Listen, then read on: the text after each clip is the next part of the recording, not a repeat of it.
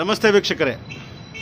ಈ ನಾಡು ಕಂಡ ಅಪರೂಪದ ರಾಜಕಾರಣಿ, ಸಮಾಜವಾದಿ, ದೇವರಾಜ ಅರಸು ಪ್ರಶಸ್ತಿ ವಿಜೇತರು, ಸ್ಪೀಕರ್ ಆಗಿದ್ದವರು, ಕರ್ನಾಟಕದ ಸಾಮಾಜಿಕ ಬದಲಾವಣೆಗೆ ಅಪೂರ್ವವಾದಂಥ ಕೆಲಸ ಮಾಡಿದ ಕಾಗೋಡು ತಿಮ್ಮಪ್ಪನವರ 84ನೇ ಹುಟ್ಟುಹಬ್ಬ, 94ನೇ ಹುಟ್ಟುಹಬ್ಬ ಸೆಪ್ಟೆಂಬರ್ 10ರಂದು ಬರ್ತಾ ಇದೆ.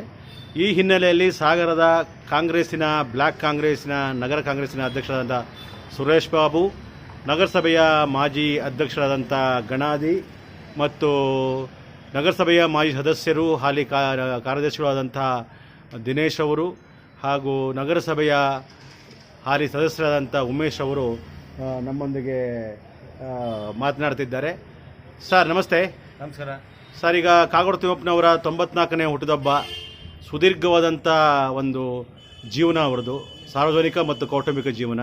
ಈ ನಿಟ್ಟಿನಲ್ಲಿ ತಾವು ಯಾವ ಥರದ ಒಂದು ಅವರ ಹುಟ್ಟುಹಬ್ಬದ ಕಾರಣಕ್ಕಾಗಿ ಯಾವ ಥರದ ಕಾರ್ಯಕ್ರಮವನ್ನು ಹಾಕ್ಕೊಂಡಿದ್ದೀರಿ ಸರ್? ಕಾಂಗ್ರೆಸ್ ಪಕ್ಷ ಕಳೆದ ಹಲವಾರು ವರ್ಷಗಳಿಂದ ಮಾನ್ಯ ಕಾಗೋಡು ತಿಮ್ಮಪ್ಪರ ಹುಟ್ಟುಹಬ್ಬದ ದಿನ ವಿಶೇಷವಾದ ಕಾರ್ಯಕ್ರಮಗಳನ್ನು ನಾವು ಹಮ್ಮಿಕೊಂಡ್ಬಂದಿದ್ದೀವಿ. ಈ ಹಿಂದೆ ನಾವು ಐ ಕ್ಯಾಂಪ್ಗಳನ್ನ ಮಾಡಿದ್ದು, ರಕ್ತದಾನ ಶಿಬಿರಗಳನ್ನ ಮಾಡಿದ್ದು, ಮತ್ತು ಆ ಹುಟ್ಟುಹಬ್ಬದ ದಿನ ಆಸ್ಪತ್ರೆಗಳಿಗೆ ಹಣ್ಣು ಹಂಪಲು ಹಂಚುವಂಥ ಕಾರ್ಯವನ್ನು ಮಾಡ್ಕೊಂಡ್ಬಂದಿದ್ದೀವಿ. ಈ ಸಾರಿ ಕಳೆದ ಬಾರಿಯಂತೆ ಸೆಪ್ಟೆಂಬರ್ 10 ನಮ್ಮ ಕಾಂಗ್ರೆಸ್ ಆಫೀಸಿನ ಈ ಗಾಂಧಿ ಮಂದಿರದ ಕಚೇರಿಯಲ್ಲೇ ಬೆಳಗ್ಗೆ 10ನಿಂದ ಸಂಜೆ 5 ಗಂಟೆ ತನಕ ರಕ್ತದಾನ ಶಿಬಿರವನ್ನು ಕಾಗೋಡು ತಿಮ್ಮಪ್ಪನವರ ಅಭಿಮಾನಿಗಳು, ಪಕ್ಷದ ಕಾರ್ಯಕರ್ತರು ಮತ್ತು ಸಾರ್ವಜನಿಕರು ಹಮ್ಮಿಕೊಂಡಿದ್ದೀವಿ. ಅವರೆಲ್ಲ ಬಂದು ರಕ್ತದಾನ ಶಿಬಿರದಲ್ಲಿ ಭಾಗವಹಿಸಿ ರಕ್ತದಾನ ಮಾಡ್ತೀವಿ. ಆ ನಂತರದಲ್ಲಿ 94ನೇ ಹುಟ್ಟುಹಬ್ಬನ ಈ ಸರಿ ವಿಜೃಂಭಣೆಯಿಂದ ಮಾಡಬೇಕು ಅಂತ ಗಾಂಧಿ ಮಂದಿರದ ಆವರಣದಲ್ಲಿ ಇಲ್ಲೊಂದು ವೇದಿಕೆ ಮಾಡಿಬಿಟ್ಟು ಬೆಳಿಗ್ಗೆ 11 ಗಂಟೆ ಸಮಯದಲ್ಲಿ, 10:30 11 ಗಂಟೆ ಸಮಯದಲ್ಲಿ ಅವರ ಹುಟ್ಟುಹಬ್ಬ ಆಚರಣೆ ಸಂಬಂಧದಲ್ಲಿ ಅವರಿಗೊಂದು ಸನ್ಮಾನ ಕಾರ್ಯಕ್ರಮವನ್ನು ಸಹ ಹಮ್ಮಿಕೊಂಡಿದ್ದೀವಿ. ಜೊತೆಗೆ ಮಾನ್ಯ ಗೋಪಾಲಕೃಷ್ಣ ಬೇಳೂರು ಅವರು ರಕ್ತದಾನ ಶಿಬಿರದಲ್ಲಿ ಭಾಗವಹಿಸಿದಂಥ ಎಲ್ಲ ರಕ್ತದಾನಿಗಳಿಗೂ ಸಹ ಒಂದು ಸತ್ಕಾರವನ್ನು ಸಹ ನಮ್ಮ ಈ ಗಾಂಧಿ ಮಂದಿರ ನಾವು ಇಟ್ಕೊಂಡಿದ್ದೀವಿ. ದಿನೇಶ್, ಏನು ಹೇಳ್ತೀರಾ? ಕಾಗೋಡು ತಿಮ್ಮಪ್ಪನವರ ಸೇವೆ ಬಗ್ಗೆ ಜಾಸ್ತಿ ಹೇಳಕ್ಕೆ ಬೇಡ, ಅವಶ್ಯಕತೆ ಇಲ್ಲ ಅನಿಸುತ್ತೆ. ಯಾಕೆಂದರೆ ಅವರು ಸಮಾಜ ಕಲ್ಯಾಣ ಇಲಾಖೆಯ ಸಚಿವರಾದಾಗ ಬ್ಯಾಕ್ಲಾಗ್ ಹುದ್ದೆ ಆಗಲಿ, ಅವರು ಕಂದಾಯ ಸಚಿವರಾದಾಗ, ಸ್ಪೀಕರ್ ಆದಾಗ ಅವ್ರು ಮಾಡಿದ ಕಾರ್ಯಗಳು ಇಡೀ ರಾಜ್ಯ ಜನತೆಗೆ ಗೊತ್ತಿದೆ. ಹಾಗಾಗಿ ಅವರ ಒಂದು ಹುಟ್ಟುಹಬ್ಬವನ್ನು ಆಚರಿಸ್ಕೊಡೋದು ನಮಗೆಲ್ಲ ಸಂಭ್ರಮ. ಆ ಸಂಭ್ರಮದಲ್ಲಿ ಎಲ್ಲರೂ ಭಾಗಿಯಾಗ್ರಿ ಅಂತೇಳಿ ನಾನು ಇನ್ನೊಂದು ಪಕ್ಷದ ಕಾರ್ಯಕರ್ತರಿಗೆ, ಅಭಿಮಾನಿಗಳಿಗೆ ಕೋರ್ತೀನಿ. ಉಮೇಶ್ ಅವರೇ? ಕಾಗೋಡು ತಿಮ್ಮಪ್ಪನವ್ರನ್ನ ಇಡೀ ಕರ್ನಾಟಕನೇ ಹೊಗಳುತ್ತೆ ಅವರು. ಯಾಕೆಂದರೆ ಅವರು ಒಬ್ಬರ ಒಂದು ಧೀಮಂತ ನಾಯಕ. ಅವರು ತಮ್ಮ ಕಾಲಾವಧಿಯಲ್ಲಿ ಏನು ಸಚಿವರಾಗಿದ್ದಾರೆ ಆ ಸಂದರ್ಭದಲ್ಲಿ ಈ ಸಮಾಜದ ಏಳಿಗೆಗೆ ಸಾಕಷ್ಟು ಶ್ರಮ ವಹಿಸಿದ್ದಾರೆ ಮತ್ತು ಏಳಿಗೆಗೆ ಕೊಡುಗೆಯನ್ನು ಕೊಟ್ಟಿದ್ದಾರೆ. ಸಾಗರ ತಾಲೂಕು ಸಮೇತ ಏನಾರು ಅಭಿವೃದ್ಧಿ ಒಂದು ಹಂತದಲ್ಲಿ ಕಂಡಿದೆ ಅಂತ ಹೇಳಿದ್ರೆ ಅದು ಕಾಗೋಡು ತಿಮ್ಮಪ್ಪನವರ ಕೊಡುಗೆನೇ ಬಹಳ ಪ್ರಮುಖವಾದ. ಅವರು ವಿಧಾನಸಭಾ ಅಧ್ಯಕ್ಷರಾಗಿ ಇಡೀ ರಾಜ್ಯಕ್ಕೆ ಹೆಸರನ್ನು ಮಾಡಿದ್ರು. ಯಾವ ಸರ್ಕಾರದ ಮುಲಾಜಿಲ್ಲದೆ ತಮ್ಮ ಮಾತಿನ ಚಾಟಿಯಲ್ಲಿ ಅವರು ಏನು ತನ್ನ ಕಾರ್ಯನಿರ್ವಹಣೆ ಮಾಡೋಂಥ ಒಬ್ಬ ಧೀಮಂತ ನಾಯಕ. ಅಂಥ ನಾಯಕರ ಇವತ್ತು 94ನೇ ಹುಟ್ಟುಹಬ್ಬವನ್ನು ನಮ್ಮ ಕಾಂಗ್ರೆಸ್ ಪಕ್ಷದ ವತಿಯಿಂದ ಒಂದು ಉತ್ತಮ ರೀತಿಯಲ್ಲಿ ನಡೆಸಬೇಕು ಅಂತೇಳಿ ತೀರ್ಮಾನ ಮಾಡಿಕೊಂಡಿದೆ.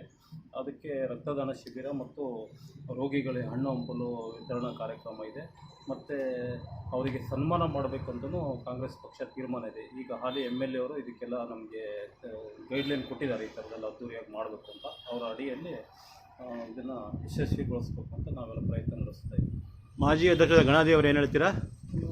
ಪೂಜ್ಯರಾದ ಕಾಗೋಡು ತಿಮ್ಮಪ್ಪಾಜಿಯವರ 94ನೇ ಹುಟ್ಟುಹಬ್ಬವನ್ನು ಅತ್ಯಂತ ವಿಜೃಂಭಣೆಯಿಂದ ಸಾಗರ ತಾಲೂಕು ಮಾತ್ರ ಅಲ್ಲ, ಇಡೀ ಶಿವಮೊಗ್ಗ ಜಿಲ್ಲೆ ಅವರ ಹುಟ್ಟುಹಬ್ಬವನ್ನು ವಿಜೃಂಭಣೆಯಿಂದ ಮಾಡಬೇಕು. ಯಾಕಂದರೆ ಈ ಸಮಾಜಕ್ಕೆ ಅವರು ಕೊಟ್ಟಂಥ ಕೊಡುಗೆ ಅಪಾರವಾದದ್ದು. ನನ್ನಂಥ ಒಬ್ಬ ಪೌರ ಕಾರ್ಮಿಕರನ್ನು ಗುರುತಿಸಿ ನನ್ನನ್ನು ನಗರಸಭೆ ಅಧ್ಯಕ್ಷನಾಗಿ ಮಾಡಿದಂಥ ಧೀಮಂತ ನಾಯಕರು. ಅವರು ಹುಟ್ಟುಹಬ್ಬವನ್ನು ಅತ್ಯಂತ ಹೆಚ್ಚಾಗಿ ನಾವೆಲ್ಲರೂ ಸೇರಿ ವಿಜೃಂಭಣೆಯನ್ನು ಆಚರಿಸಬೇಕಂತೇಳಿ ವಿನಂತಿ ಮಾಡ್ಕೊತೀವಿ. ತಾರಾಮೂರ್ತಿ ಅವರೇ? ಕಾಂಗ್ರೆಸ್ಸಿನ ಯುವ ನಾಯಕ ತಾರಾಮೂರ್ತಿಯವರು ಕಾಗೋಡು ತಿಮ್ಮಪ್ಪನವರ 94ನೇ ಹುಟ್ಟಿದಬ್ಬದ ಬಗ್ಗೆ ಏನು ಹೇಳ್ತೀರಾ? ಕಾಗೋಡು ತಿಮ್ಮಪ್ಪನವರು ರಾಜ್ಯ ಕಂಡ ಧೀಮಂತ ನಾಯಕ. ಇವತ್ತು ದೇವರಾಜ ಅರಸು ಅವರ ಹೆಸರು ಏನಾದರೂ ಬಿಂಬಿಸ್ತಾ ಇದೆ ಅಂದರೆ ಅದಕ್ಕೆ ಮೂಲ ಕಾರಣಕರ್ತರು ಕಾಗೋಡು ತಿಮ್ಮಪ್ಪನವರು ಅಂತ ಹೇಳ್ಬೋದು. ಯಾಕಂದರೆ ಆ ಹೋರಾಟವನ್ನು ಎತ್ಕೊಂಡಾವಾಗ ಅದಕ್ಕೆ ಪುಷ್ಟಿಯನ್ನು ಕೊಟ್ಟರು. ಅದರ ನಂತರದಲ್ಲಿ ದೇವರಾಜ ಅರಸು, ಇಂದಿರಾ ಗಾಂಧಿ ಅವರೆಲ್ಲ ಅದನ್ನು ಏನು ಜಾರಿಗೆ ತರೋಂಥ ಕಾರ್ಯಕ್ರಮಗಳನ್ನು ಮಾಡಿದರು. ಸಾಕಷ್ಟು ಹಿಂದುಳಿದ ವರ್ಗಗಳಿಗೆ ನೂರಾರು ಕಾರ್ಯಕ್ರಮಗಳನ್ನು ಕೊಟ್ಟಿದ್ದಾರೆ ಅವರು. ಅಂಥ ಒಬ್ಬ ನಾಯಕನ ಹುಟ್ಟಿದ ಹಬ್ಬವನ್ನು ನಾವು ಕಾಂಗ್ರೆಸ್ ಪಾರ್ಟಿಯವ್ರು ಮಾಡ್ತಾ ಇದ್ದೀವಿ ಅನ್ನೋಕ್ಕಿಂತನೂ ಈ ನಾಡಿನ ಜನತೆ, ಈ ಸಾಗರದ ಜನತೆ ಪಕ್ಷಾತೀತವಾಗಿ ಅದರಲ್ಲಿ ಬಂದು ಭಾಗವಹಿಸಬೇಕು. ಅವ್ರ ಕೊಡುಗೆ ತುಂಬ ಇದೆ. ಯಾಕಂದರೆ ಒಂದು ಪಕ್ಷದಲ್ಲಿ ಅವ್ರನ್ನ ಬಿಂಬಿಸಬಾರ್ದು ಅಂತೇಳಿ ನಾವು ಪಕ್ಷದಲ್ಲಿ ಬಿಂಬಿಸ್ತೀವಿ, ನಮ್ಮ ಪಕ್ಷದ ನಾಯಕ ಅಂತ. ಆದರೆ ಸಾರ್ವಜನಿಕವಾಗಿ ಪಕ್ಷಾತೀತವಾಗಿ ಪಕ್ಷಭೇದ ಮರೆತು ಈಗ ಅವ್ರದ್ದು 94ನೇ ವರ್ಷದ ಹುಟ್ಟುಹಬ್ಬದಲ್ಲಿ ಅವರ ಸೇವೆ ಸಲ್ಲಿಕೆಗೆ ತಕ್ಕನಾಗಿ ಅವರು ಬಂದು ರಕ್ತದಾನ ಶಿಬಿರದಲ್ಲಿ ಪಾಲ್ಗೊಂಡು ಅವರಿಗೊಂದು ಅಭಿನಂದನೆ ಕೊಟ್ಟಿದ್ದಾರೆ. ಅವ್ರಿಗೂ ಅವರ ಜೀವನದಲ್ಲಿ ಮಾಡಿರ್ತಕ್ಕಂಥ ಸಾಧನೆಗೆ ಒಂದು ಖುಷಿ ಕೊಡತ್ತೆ ಅಂತೇಳಿ ಹೇಳ್ತಾರೆ. ಧನ್ಯವಾದಗಳು. ಇನ್ನೊಂದು ಮಾತು ಪ್ರಮುಖವಾಗಿ ಈ 94ನೇ ಹುಟ್ಟುಹಬ್ಬದಿಂದ ನಾವು ತಾಲೂಕು ಕಾಂಗ್ರೆಸ್ ಪಕ್ಷ ವತಿಯಿಂದ 2 ನಿರ್ಣಯಗಳನ್ನು ತಗೊಂತ ಇದ್ದೀವಿ. ಒಂದು, ಸ್ಪೀಕರ್ ಆಗಿ ಇವತ್ತು ಇಡೀ ಕರ್ನಾಟಕ ರಾಜ್ಯದಲ್ಲಿ ಮಾತಾಗಿರುವಂತಹ ನಮ್ಮ ಕಾಗೋಡು ತಿಮ್ಮಪ್ಪನವರ ಫೋಟೋವನ್ನು, ಭಾವಚಿತ್ರವನ್ನು ಅಟ್ಲೀಸ್ಟ್ ಶಿವಮೊಗ್ಗ ಜಿಲ್ಲೆಯಲ್ಲಿ ಎಲ್ಲ ಸರ್ಕಾರಿ ಕಚೇರಿಯಲ್ಲಿ ಹಾಕೋ ಬಗ್ಗೆ ಸರ್ಕಾರ ಒಂದು ಜೀವ ಹೊರಿಸಬೇಕು ಅಂತ ಅವತ್ತು ನಾವೊಂದು ತೀರ್ಮಾನ ಕೈಗೊಂಡಿವಿ. ಎರಡನೇದಾಗಿ ಈ ಇರುವಕ್ಕಿಯ ಕೃಷಿ ವಿಶ್ವವಿದ್ಯಾನಿಲಯ ಸಾಗರ ತಾಲೂಕಲ್ಲಿ ಆಗೋದಕ್ಕೆ ಪ್ರಮುಖವಾದ ಕಾರಣಕರ್ತರೆ ಮಾನ್ಯ ನಮ್ಮ ಪೂಜ್ಯರಾದ ಕಾಗೋಡು ತಿಮ್ಮಪ್ಪನವರು.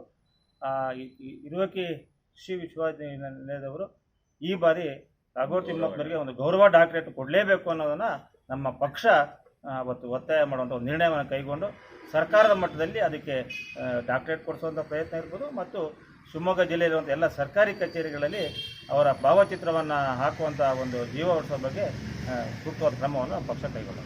ಆ್ಯಕ್ಚುಲಿ ಅವರು 94ನೇ ವಯಸ್ಸು, 95ನಷ್ಟು ಹೊತ್ತಿಗೆ ಅವರಿಗೆ ಸಾಗರ ನಗರಸಭೆ ಮೊದಲು ಸೇರಿದ ಹಾಗೆ ಅವರಿಗೆ ಅರಸು ಪ್ರಶಸ್ತಿ ಬಂದ ಕಾರಣ ಒಂದು ನಾಗರಿಕ ಸನ್ಮಾನ ಮಾಡಬೇಕಲ್ವಾ? ಮಾಡಲೇಬೇಕು. ಅದಕ್ಕೆ ನಾವು ಈಗ ಫಸ್ಟು ಹುಟ್ಟುಹಬ್ಬ ಆಚರಣೆ ಮಾಡಿದ ಮೇಲೆ ಡಾಕ್ಟರೇಟ್ ಬಗ್ಗೆ ಫಸ್ಟ್ ಪ್ರಯತ್ನ ಮಾಡ್ತೀವಿ. ಅದನ್ನ ಅವರಿಗೆ ಸರ್ಕಾರದಿಂದ ಅಥವಾ ಕೃಷಿ ವಿಶ್ವವಿದ್ಯಾಲಯ ಕೊಡಿಸಿದ ನಂತರ ಕೊಡಿಸಲೇಬೇಕು ಅಂತ ಪ್ರಶ್ನೆ. ಯಾಕೆಂದರೆ ಸಾರ್ವಜನಿಕ ಕೂಗೋದು ಆದಮೇಲೆ ದೇವರಾಜಷ್ಟು ಪ್ರಶಸ್ತಿ ತಗೊಳ್ಳೋದಕ್ಕೂ ಮತ್ತು ಡಾಕ್ಟರೇಟ್ ಅನ್ನು ಜಂಟಿಯಾಗಿ ಸೇರಿಸಿ ಒಂದು ದೊಡ್ಡ ಬೃಹತ್ ಸನ್ಮಾನ ಕಾರ್ಯಕ್ರಮ, ನಾಗರಿಕ ಸನ್ಮಾನ ಪಕ್ಷದ ವತಿಯಿಂದ ಮತ್ತು ಸಾರ್ವಜನಿಕ ಪರವಾಗಿ ಮಾಡಿ. ಓಕೆ, ಮತ್ತೊಮ್ಮೆ ಕಾಗೋಡು ತಿಮ್ಮಪ್ಪರ ಹುಟ್ಟುಹಬ್ಬದ ಶುಭಾಶಯಗಳನ್ನು ನಿಮ್ಮ ಮೂಲಕ ಅವ್ರಿಗೆ ಹೇಳಿಕೆ ಬಯಸ್ತೇನೆ. ನಾನು ಚಾರ್ವಕ ರಾಘವೇಂದ್ರ, ಪ್ರಧಾನ ಸಂಪಾದಕ, ಚಾರ್ವಕ ಸುದ್ದಿವಾಹಿನಿ. ನಮಸ್ತೆ.